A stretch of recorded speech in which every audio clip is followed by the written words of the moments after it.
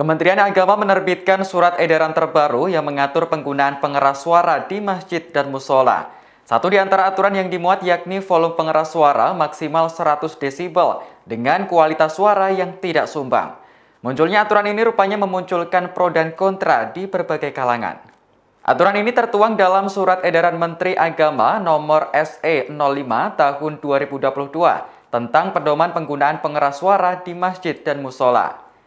Menurut Menteri Agama Yahud Khalil Qoumas, penggunaan pengeras suara di masjid dan musola merupakan kebutuhan bagi umat muslim sebagai salah satu media syiar Islam di tengah masyarakat.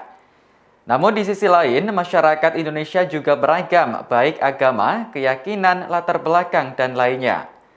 Oleh karena itu diperlukan upaya untuk merawat persaudaraan dan harmoni sosial. Sejumlah aturan dimuat dalam surat edaran tersebut, termasuk pengaturan volume dan kualitas suara yang dihasilkan.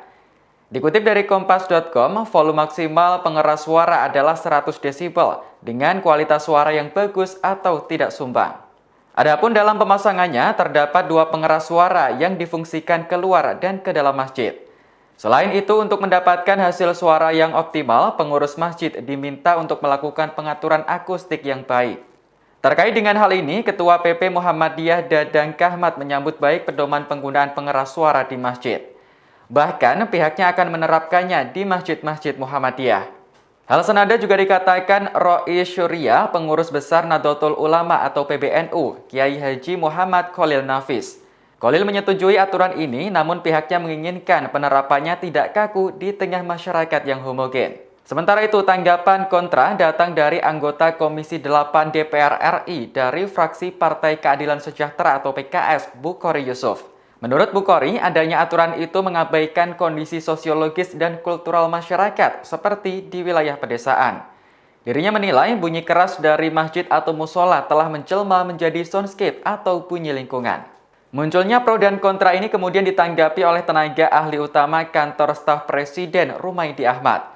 Rumaidi mengatakan terbitnya aturan ini bukan untuk melarang pengeras suara di masjid, namun bersifat sebagai pedoman.